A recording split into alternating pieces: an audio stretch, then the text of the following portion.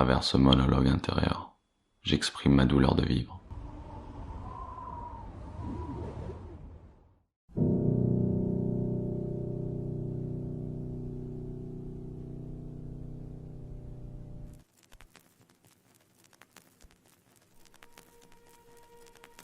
Mon histoire, c'est celle de quelqu'un qui n'en a pas.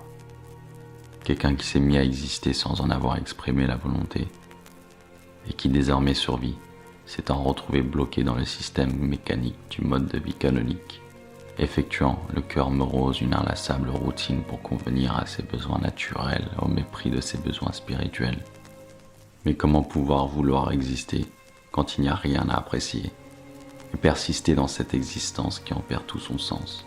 Dans ma vie, il n'y a rien à quoi me raccrocher. Je suis seul et sans aide, perdu dans la vaste masse sans identité du monde, complètement désorienté et noyé dans le vide abyssal de mon existence où rien n'avance. Tout stagne dans la médiocrité et je me retrouve privé de ma capacité à m'exprimer, condamné au travail abrutissant, mangeur de temps qui me détourne de mes aspirations premières.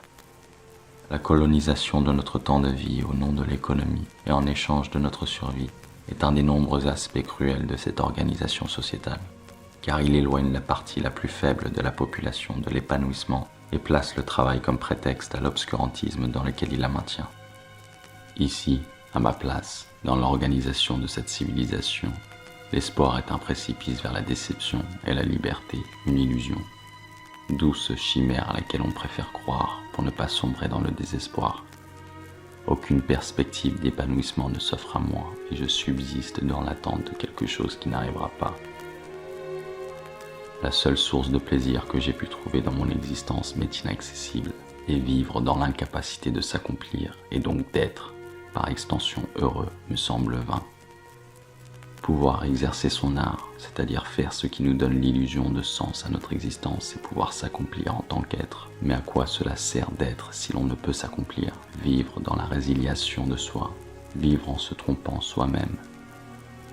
Je n'aime pas la vie pour ce qu'elle est telle qu'on nous la présente et surtout, je ne veux pas avoir à l'aimer.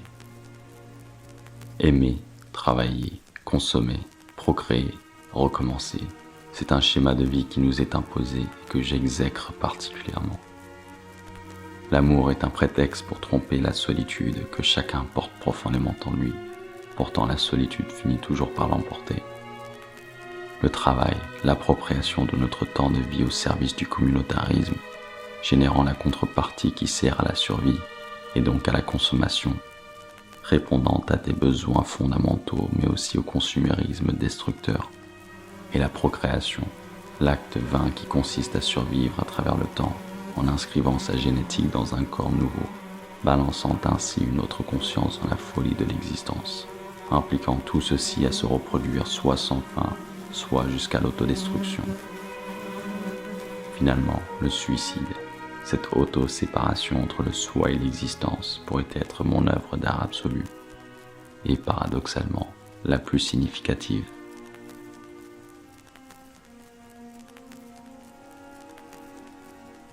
Aucune joie n'habille ma vie et me détourne de ce spectacle de désolation qu'est mon existence, si ce n'est l'existence tout court. Je dérive à demi conscient dans le flot ininterrompu du mal-être, de la tristesse, de l'échec et de la frustration. Et ce sont là mes seules perceptions au-delà du vide. Je ne fais que trébucher sur les cadavres de mes ambitions échouées et de mes passions déchues.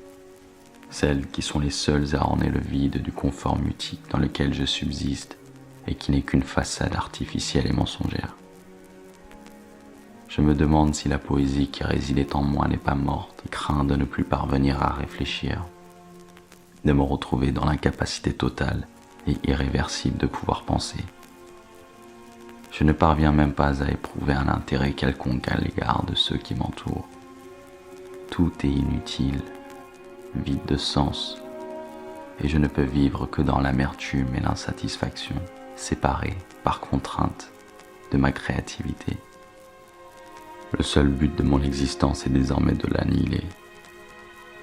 Malgré ma jeunesse, je ne peux comprendre l'intérêt de cette vie, et mourir dans le confort me paraît plus juste que de me complaire dedans, si je ne peux y être épanoui au travers de l'expression de ma créativité.